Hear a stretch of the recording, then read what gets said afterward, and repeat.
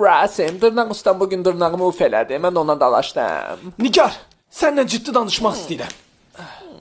Xahiş eləyirəm, diqqətlə mənə qulaq as. Aha, yaxşı. Səni həqiqətən çox sevirəm.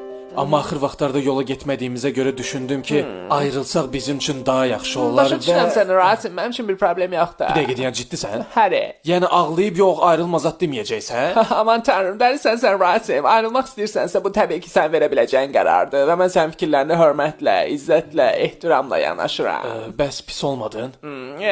Yəni indi sakitcə çıxıb gedə bilərəm? Yaxşı. Açığı heç belə gözləmirdim. Özündən müğayət ol. Rasim!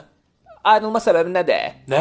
Əgər məndən ayrılırsansa, onda mənlə bağlı bütün problemləri deməlisən. Nə bilim, yəni axır vaxtlarda dostlarımla görüşməyə ümumiyyətlə icazə vermirdin. Demək olar hər gün bir yerdə olurdu. Saxla bir dəqiqə. Demək istəyirsən ki, mən səni çox sıxırdım. Yo, Nigar, mən elə demək istəmirdim. Sən məni ümumiyyətlə sıxıb eləməmsən demək olar. Amma dediyindən elə başa düşdü. Məncə sən bu dəqiqə əsəbisən deyə elə düşünürsən. Mən əsəbi deyiləm. Mən bu dəqiqə özümü çox yaxşı hiss edirəm. Mən səni sevməkdən başqa nə etməmişəm. Yox, sən məni sevməkdən başqa heç eləməmsən. Demək istəyirsən ki, mən səni heç eləməmişəm. Yox, sən mənim üçün hər şey eləmirsən. Mən də fikirləşmişdim ki, kinoya baxarım. Bilirsən ki, mən o mənada demək istəmirdim. İkisi popcorn yemirdi.